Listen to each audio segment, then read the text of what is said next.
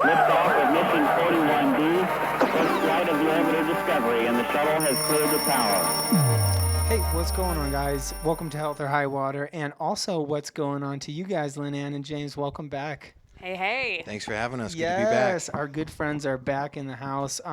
Trip, what's happening, my man? How you doing? I'm a little tired after that boxing class, but it was fun. And so we have both had a boxing class today at the same time. Yeah, that's right. We had to split that up.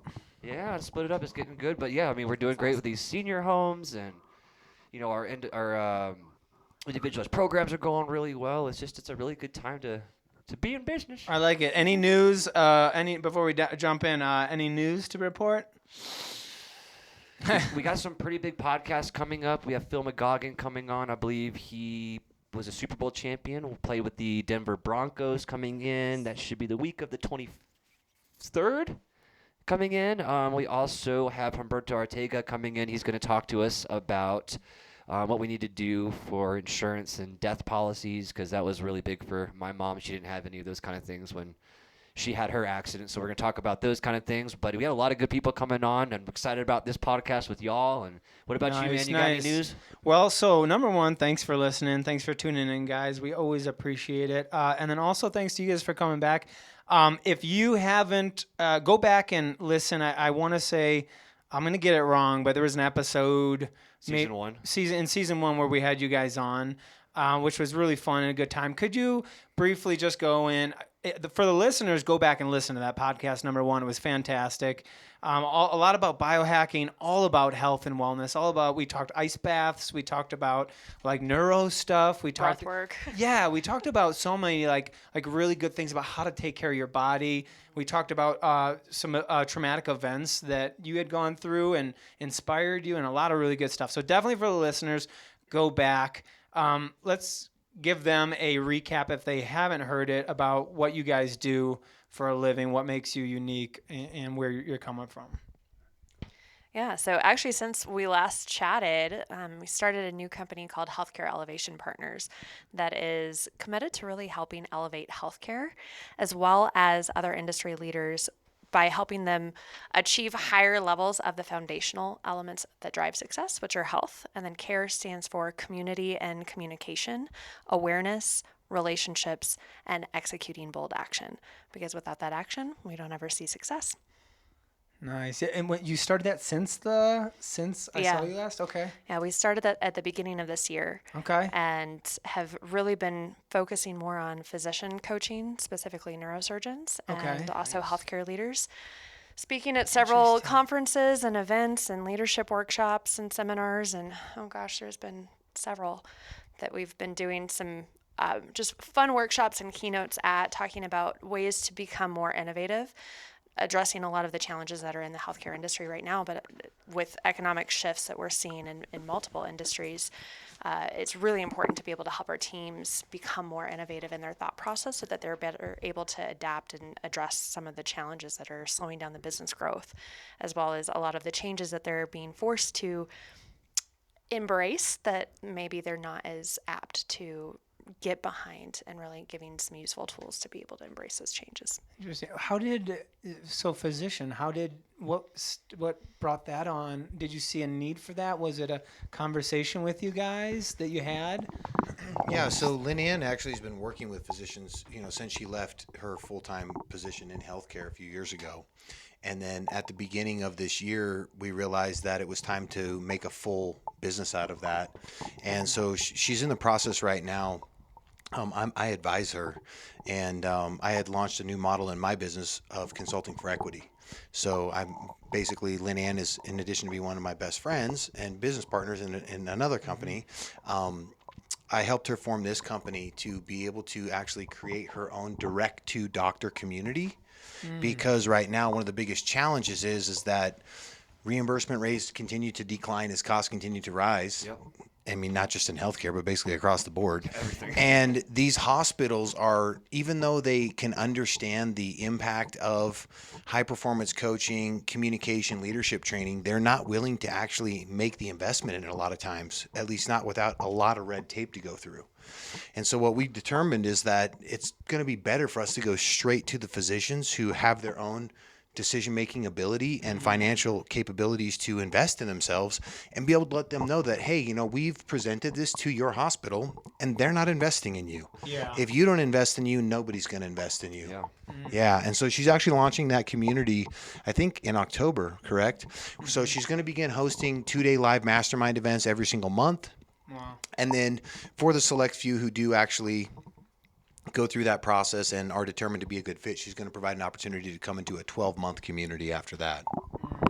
That's incredible. Releasing in October, so this is coming up within the next month. Yeah. Okay. Is that a virtual thing, in person? It'll be in person. Nice. So the mastermind that follows that will be a combination of virtual and in person, but the biggest purpose of it is to really bring community together.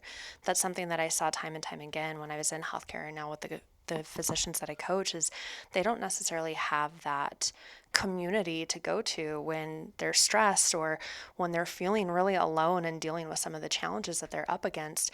And it's not necessarily widely accepted to be able to go and talk about it or to share that, hey, I'm struggling with this, or I'm feeling really burned out, even though that seems to be a catchphrase throughout the industry. It's not something that a lot of them feel comfortable talking about with their peers. And so we're hoping to be able to normalize that so that we can get more support and also create more creative solutions to really bring all of that mastering of minds together to create even better solutions that can be more widespread. That's, gosh, trying to ask for help as a man is so asking for support is a skill. Oh my God. It is. It's a Listen, skill. I just had that conversation with a friend the other day. It was a very important conversation. I said, asking for help is a strength. And it's a skill. And a skill. You're right. So tell me Gotta more learn. about that. Yeah, so I think especially as men in this world, we're taught to not express emotion, tough it out. What are you complaining about or crying about or other, expletive? And Throw some dirt on it. yeah. And, we've all been taught giving support is a good thing. And we all understand, a lot of us, the skill of giving support. Many of us, especially as men in this modern day and age, have not been taught that asking for help, asking for support, that is a skill and it takes practice. And it's kind of one of those funny things where, like, as soon as we do, then we can also kind of be resistant to even accept it. It's like, oh, can you help me? And you're like, yeah, I would love to help you. You're a great guy. And then it's like, I don't really know. Like, I don't want to be seen as weak or any of this stuff. Mm-hmm. And so it's really working to break the programming and conditioning of, this society that we live in that's really worked to destroy testosterone and emasculate men, right? Mm-hmm. And it's not a sign of weakness for a man to cry. It's actually a sign of strength and security. Now, if you're bawling all the time like a baby, like I always tell people this, I say, if you ain't crying, you ain't growing. But if you're bawling, we're going to have to talk because you're supposed to be bawling. So. And that is, thank you for bringing up that point. That's so important. And it's something that so many, men in general, but so many physicians across the board, regardless of gender, also struggle with. And when I was the director of neurosciences, I had one of our medical directors in my office at 6:30 in the morning in tears following a horrible weekend and just some challenges that were really challenging for the entire team to deal with. And he came into my office to ask if he could go home and not work that day because he said, I can't let my team see me cry. And I just sat there for a second. I was like, your team is up in the neuro ICU also in tears right now because of the situation. How much more powerful would it be for you to go in and express, hey, this is bothering me too. Let's work together through it and let's support each other through it. Powerful. And he actually did. He was like, I've never been told that this is okay. Mm-hmm. And I said, well, you don't need permission, but I'm giving it to you. And it's going to show you as such a powerful leader. And they're going to appreciate and come to you with more challenges when they see that you're human. Mm-hmm. Because I know, our docs are superhuman sometimes, but you're still human. You still have emotions. And that emotion can make you even more powerful and draw people to you in ways that it wouldn't if they didn't see that emotional response. Yeah.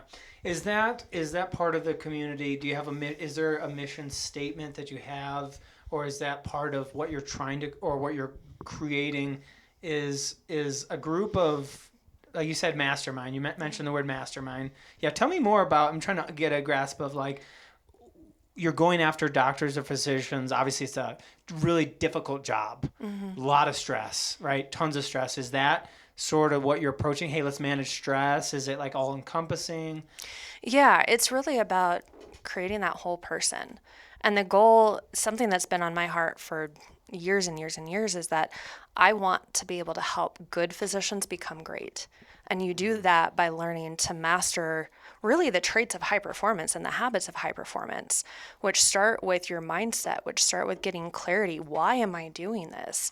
Why is it worth, the sacrifice that I'm putting into it? How do I boost my efficiency or productivity so that I have more time to spend with my family and the people that I love? And I've seen so many of our physicians hit burnout or end up in divorce. Almost every single doc I've coached is struggling with their relationship at home. Yeah. And that it's just this negative spiral of things at work start going not the way that they're wanting them to, and then it suffers on the relationship gets worse, and it just creates this downward spiral. And then you start seeing docs leave healthcare altogether, or they're just not happy, and then it negatively impacts patient care. And we end up having higher levels of physician suicide. And I actually lost one of my docs to suicide. So would love to prevent that. And also with the reimbursement challenges and changes and expense increase, want to be able to help them become more financially sustainable. And so my background's in business development and strategic planning. And so we're actually giving them roadmaps on how to effectively grow their practices and attract the types of patients that they're wanting so that they're more fulfilled, they're adding greater value, and their overall life improves. Can you speak, I love that. I love the mission of it for sure. Can you speak on the format of how this all works? Is it the community? It's because of the community? Is there going to be a bunch of different things that are going on within this? Can you speak a little bit on that? Sure. So we'll have subject matter experts in various areas, including health and wellness. We'll be coaching on high performance and then strategic preparation for growing their practice, giving tactical approaches, as well as helping them grow as a person so that they're attracting the types of patients that they want. I have yet to meet a physician who says, yeah, I was actually trained how to go and do sales and marketing, and I feel very confident walking into a referral or networking meeting and asking for a referral. If I would love to meet that person because I want to interview them. I want to put it in a book. I'm sure there's somebody out there. So if you're there, please reach out. I would love to interview. But it's really about helping them gain that confidence. And this is the sales process. This is how you actually show your differentiators. And so I take them through a process of gathering information, and then we actually create specific messaging for them in these referral meetings, as well as how to develop greater levels of influence. A lot of them struggle going to administration and asking for capital requests. So equipment that they need, or med devices that they're really wanting that can help the program grow. And so giving them tools to be able to get the things that they need to really grow the program in the way that they want. Yeah, that's awesome. James, you're a high performance guy. You know the ins and outs of it. What are the goods and bads of being a high performer? Well, one of the things that I realized several years ago as I got into this space is that most people who are high performers is usually because of some sort of trauma response. So it's usually somebody, I know it. That was my journey, right? Feeling like I was never good enough, unworthy, unlovable, all of these things. And that if I performed, then I would get affection and attention that was positive. And it's kind of interesting because when I share this with people, everybody's like, oh yeah, like they get it instantly, right? Sure. And it's part of the challenge in there is being able to encourage others in that holistic healing of self and being able to hold space for self. And oftentimes high performers are hypercritical of self, which is what causes us to be hypercritical of others, And so it's really pressing into that awareness elevation, the name of my company, right? To be able to elevate awareness in others of what is actually that thing that's causing us to feel like we have to be the highest performer. Is it because that's really our calling, or is it because of something that we've come to believe that we're lacking, and that that there's an external solution to an internal problem, right? And so that kind of dovetails into, at least in my mind, I'm actually, through Awareness Elevation, launching my first fasting community.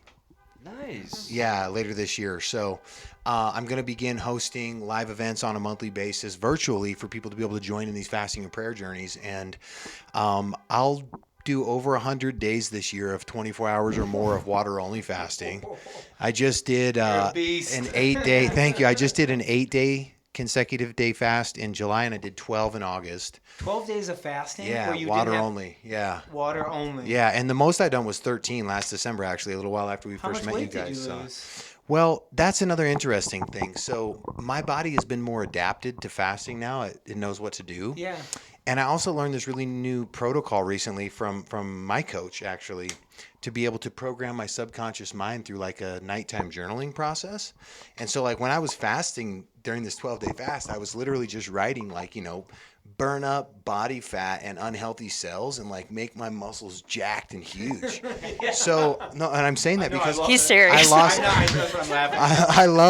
I lost only 5 pounds on that 12-day Wow, fast, that's right? incredible. Yeah, and so that has a lot to do with like, the way we talk to ourselves, the beliefs that we create, right? And I just want to put like a, disclaimer here. This is for educational purposes only. This is not like medical advice. And fasting is not something to joke around with. Like, just like going out, if you've never swam in the ocean before and you don't understand what a riptide is, like, it's not safe to just run out into there. So, like, I encourage people, do your diligence, do your research. And I always tell people, start slowly. Like, you're better out to go up to your waist and have a good time jumping up and down in a couple of waves than to get sucked out in a riptide. You're going to be like, I don't want to swim in the ocean ever again. For sure. Yeah. Well, it's kind of the same. Sorry, it's the same kind of thing of when we do programs for people. Where like it's not an immediate lifestyle change that you guys have to do. It's about just little things. Hey, instead of a Coke at lunch, let's try have a water. Instead of you playing video games tonight, let's go take a walk.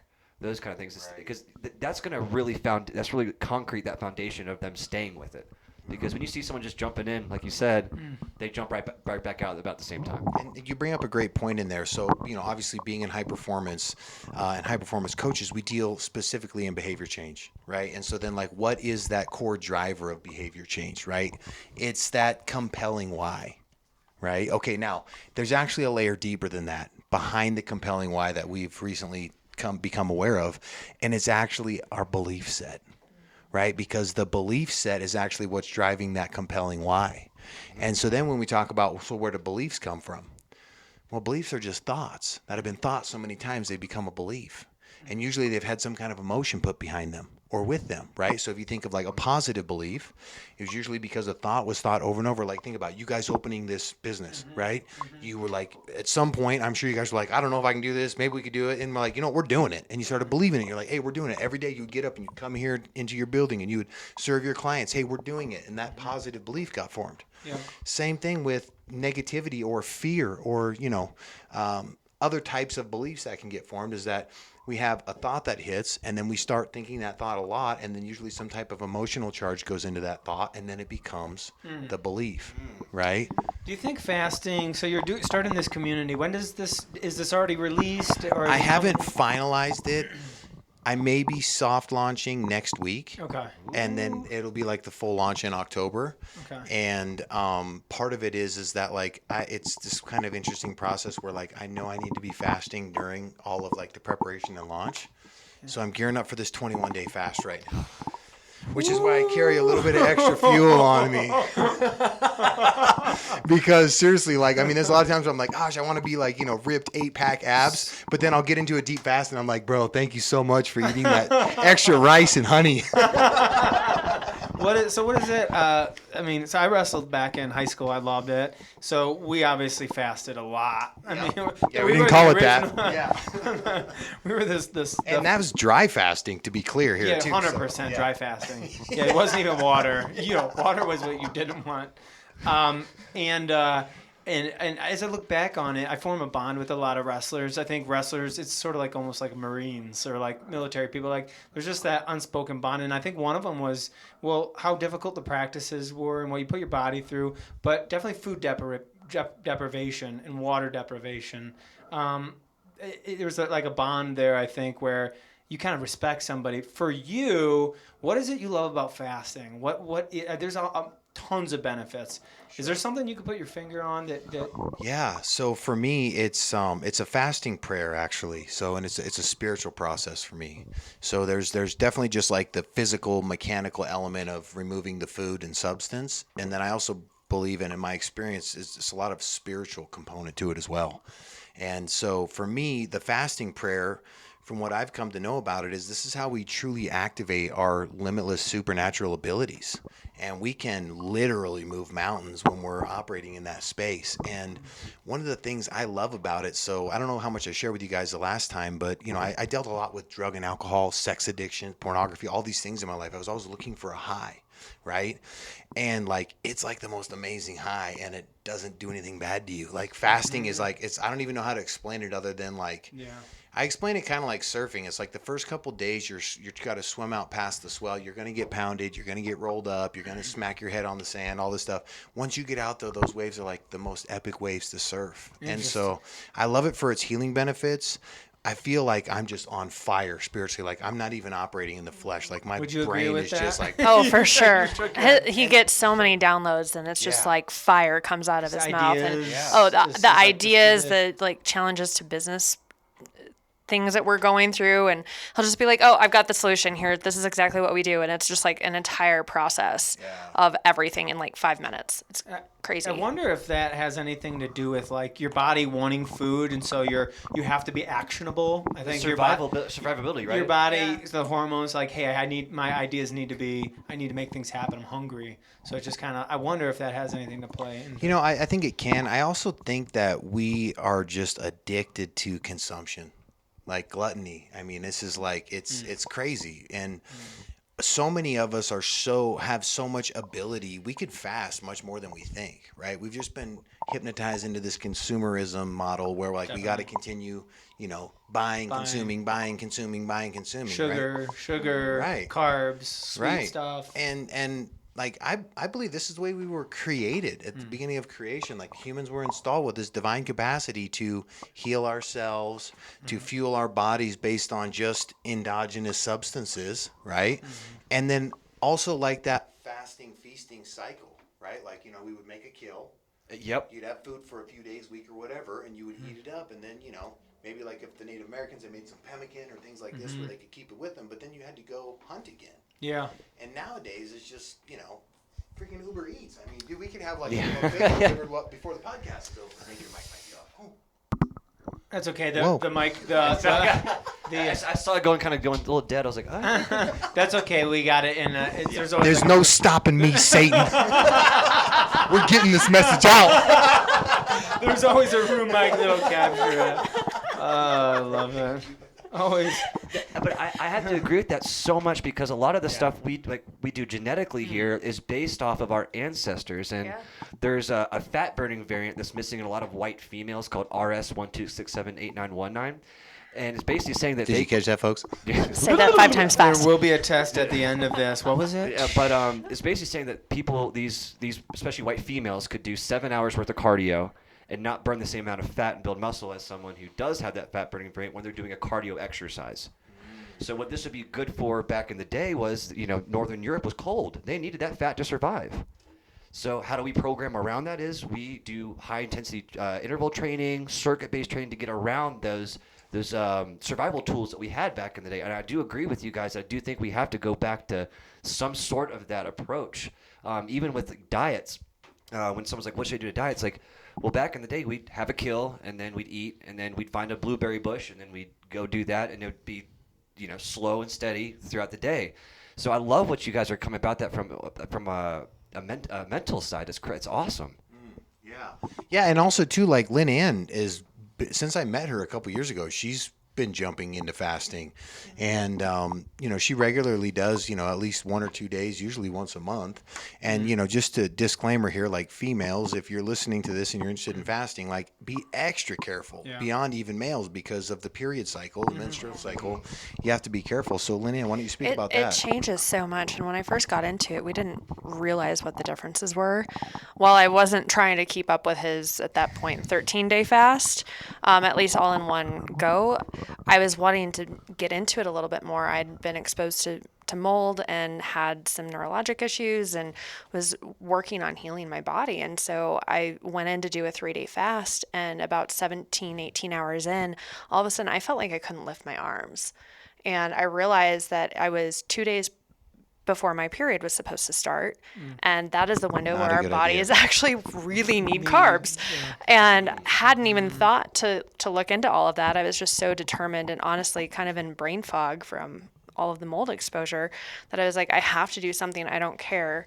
And started at least taking some salt, but ended up breaking it and eating. And then James actually started researching the differences between men and women and found how impactful it is for us to be fasting right after the cycle or right after our period ends, and then around day, I think it's 16 to 19 in our cycle as well, is okay for extended fasts. Yeah, there's a lady named Dr. Mindy Pelz, who she's known as like the women's fasting expert. She wrote a book called Fast Like a Girl, right? And so that's really helpful. But, speaking more to some of the benefits, and kind of going into what we were talking about of like men and expressing emotion and these sorts of things, like I truly believe that fasting is like the greatest healing mechanism, because I believe, similar to other substances that, have been termed illegal, but they're created to heal us, it actually causes neurogenesis, because it's like law of entropy. Like when you stop using those brain pathways, they fold in on each other and they get eaten up, right? And so I see it as a great tool for healing addictions, right? For people healing every type of uncurable disease. There's a guy out in Northern California in Santa Rosa named Dr. Alan Goldhammer, and he's been running a clinic called True North Health Center since 1985, and they've helped I don't even know if it's 25,000 people cure the most incurable diseases that Western medicine can't cure, and he does doctor-supervised 21 and 40-day fasts. Wow, 40-day fasts. Yeah. Whoa. And so speaking on that mindset part, it's like, I'll be doing a fast like I just did 12 days, right? And then I'm like feeding, and then I'm like, oh, I'm not feeling productive. I don't really want to do this work. And I'm like, dude, you ate today. Like, what's your excuse now, bro? You know what I'm saying? Like, you took fuel on board. It's time to go. Are you doing caffeine during the fast? I do utilize caffeine during the fast. I also have I take essential aminos. Would you recommend caffeine on this? It's actually, or is it sort of supposedly helps to ramp up the autophagy process and increase your metabolism. Again, just black coffee, though, you can't have anything in it. Cream. I don't know. Yeah, no, nothing in it. I use sometimes some stevia. Sometimes I'll put a little bit of raw cacao. There's like this legend that you can have like up to 50 calories when you're fasting, but nobody's like in this time interval. There's like, oh, you can have up to 50 calories when you're fasting. Like, what does that mean? So, or you could wear a glucose monitor. And I've figured out that it's like about every 3 or 4 hours. I think you could have like, and again, don't quote me on this, but like this is my experience, right? So I do that, and then this right here, this is Gerolsteiner water. It's actual high mineral content water. Almost all sparkling waters say low mineral content. If you see, this one says high mineral content, and on the back it's got all of them listed out. And this is really helpful because obviously all the minerals and electrolytes for your system, and then also the little bit of like sparkling water kind of helps you feel like there's something in your belly, So I use a Colima salt with some essential aminos, which have no calories. I suggest, if people are interested in this stuff, you get started on that early. Like, don't wait till you feel like you need something. Like, just start taking it every 3 hours, and then you won't find yourself needing it. And then the other key is real quick, and I'll pass it to you. Make sure you're taking binders if you're getting into the fasting realm. So like activated charcoal, bentonite, these sort of things, because what's happening during the fasting process is the body is dumping a lot of heavy metals and toxins into the gut.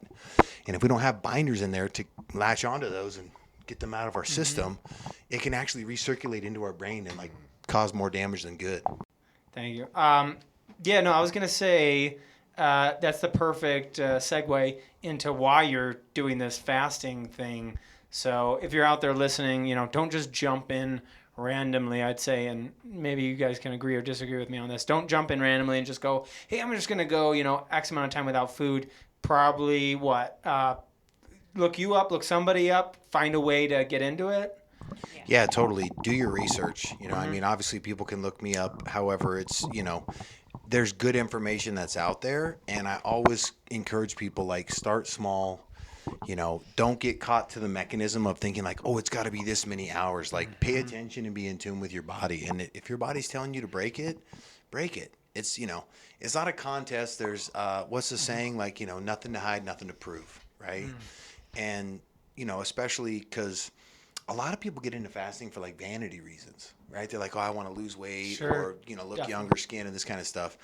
Usually, though, my experience has been like when people are approaching it with that spiritual element, it's kind of like, you feed on that spiritual energy. Like I can tell you there have been many times when I've geared up and I've been like, all right, I'm doing this 21-day fast. And I'm like 3 days in, like white knuckling, Mm-hmm. And then they're like, when I did this 12-day fast, I'm just like sailing through it. It's like nothing. Right. And like, that's when I know whether it's like an anointed fast or not. Mm-hmm. So. And something too with what he's doing, it's really about the community.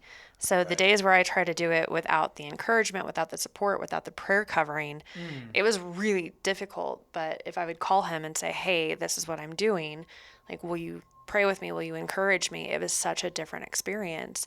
And so he's been doing this with several other men as well. And just the difference in the experience of the fast is monumental from going at it alone versus being in a community, whether it's with James or I know that there's several others out there too.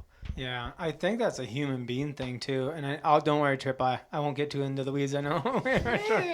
I think that's a human being thing is that, when we're addicted, we know we sever all of our bonds with other people. We lie to them, we make up stories, we self-isolate, and I don't think, even if it's food or whatever addiction, they're all addictions. But what I hear from you guys, and one thing in my experience, is that being part of a community and growing is always an opportunity to become a better person. You always have more power, more support, especially if it's a like-minded community that all has the same goal. The other thing is that I think we're all fascinated with how to heal yourself. There are all these ways in human nature, from reading to ice baths to fasting to prayer to exercise, meditation. The list goes on and on of natural ways to produce dopamine, produce serotonin, to have those bonding chemicals where we feel like we're part of a community. And I think that's what a lot of people right now are out trying to figure out the best system. I think that's why I like you guys so much, among other reasons, but because that's what we're both after is like, how do we become better people? How do we serve people better? And the best way to serve other people is to serve ourselves. How do we create a better version of ourselves? Because we know we affect other people so heavily. Even if we don't realize it, we're always exchanging energy with people. And you just feel comfortable with certain people. I feel that way with you guys. I think that's why they're the first people we've had back on, right? Have we had anyone else back on? I feel honored. I think we had Lance Vieta, but that's about it. Oh, yeah, too. Okay. Second. But you guys hit the nail on the head there. Trip, what are we doing on time? Are we okay? We still have a few minutes if we need to. So tell me, go over the speaking engagement. You guys are doing a lot of good stuff. Tell me a little bit about if you have any events coming up speaking. I know you did one today that was really cool. If you want to talk about that, do it. If somebody listening wants to get involved somehow. Yeah, sure. And just right before she does that, if I could just also encourage you guys and your listeners and all of us, you hit it on the head. The greatest gift any of us can give anyone else is our own well-being. It's just like the oxygen mask on the airplane 100%. analogy. Like if we don't got our mask on, we're not going to be able to help anybody. And that is at the core. Lynanne brought up, and you were talking about it just now, and I know it's what you guys provide here within your businesses, the community element. Because so many of us just have this Lone Ranger mentality, like we're the only one, especially men, especially emotionally. Yeah. It's like, and then as soon as we open up, and it's like, oh, there's like a million other men that feel this exact same way that need to have like an ugly cry. You know what I mean? And the fact being, though, is like that's what the point of Lynanne's community is for the neurosurgeons. These people are not all just men, by the way. Yeah, and my community is just men because it's a different situation with the ladies, and I'm not ready to coach the fasting yet. But the point being, though, with that community, with the neurosurgeons, these guys are literally performing modern day miracles, oftentimes multiple times a day, multiple days a week. And it can be sort of isolating in a sense because you can feel like, how do I relate with other people? Like, hey, you're talking to your neighbor and they're talking to you about, whatever job they work. And it's like, dude, I just had 3 brains split open on the operating table today, Yeah. And so to have that community so people don't feel so isolated where they can open up and they can know that, hey, there are other people dealing with this too, and it's all going to be okay. So I just wanted to share that before Lynanne talks about the speaking. Fantastic. Yeah. what we were sharing a little bit when we came in was we had the opportunity to speak with some students yesterday at a larger symposium, and we were talking about some of the things that you just brought up that really come down to like, what is the ripple effect that you're wanting to make? What action, what you're thinking today, like the belief system that James was talking about earlier, our beliefs get formed based off of thoughts that we think over and over that are based off of what we've experienced in the world.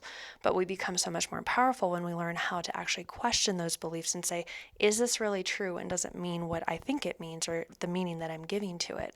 And with that awareness comes a really great power to start changing our experience.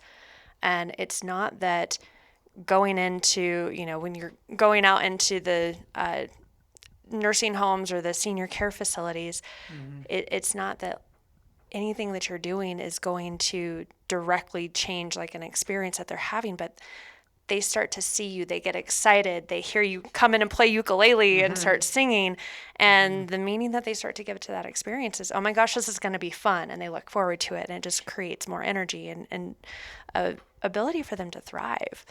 And we got to share some stories with the students yesterday. I mean, what we do still speak in schools, which is always fun because we love it, just inspiring the next generation, but we were talking to them about choosing their thoughts because it drives their actions, and their actions drive their outcome. And those outcomes can create ripple effects that may actually come back to impact them positively or negatively based on every single situation. But some of the other ones that we have coming up, I'm speaking at Merchant Medicine Symposium in Nashville, which is an urgent care company or urgent care symposium, and then have a couple other leadership conferences that are coming up as well. That's awesome. I love the working with the kids too. It's a special conversation relationship to have because they listen and they process things a lot different than adults do, and they're a lot smarter. True this. They're like, wait, what did you say? Or they're cool. I love that. So that's fantastic. I'm excited to hear more about that and how that goes and more of your events. What else, Trip? What else? I think we're gonna have to wrap it up here, but we gotta know where to find you guys online. Any kind of thing you guys want to promos you guys want to throw out there. This is your guys' time to shine and let people find you. Find us on the interwebs. That's for sure. You can yeah, you can Google either of our names. My social media handle is the @ James F as in Foxtrot. My last name Pyle, Pyle. So @James F Pyle, and Lynanne's is At Lynanne Weaver, LYNANNWEAVER on LinkedIn or Instagram. Yeah, and if there's anything I could plug, it's actually you guys. Yeah. Like, you guys are out Agreed. here doing great stuff with people. You guys are out here on the front lines, and you're having to do a lot of heavy lifting, overcoming the programming and conditioning of this modern society we live in. And I just commend you guys. And it's just so cool that you guys are willing to stand up and do this work, also create a podcast to get a good message, and then also be so kind as to invite us to come to a second opportunity here. Oh, you're coming back again. Yeah, for sure. For sure.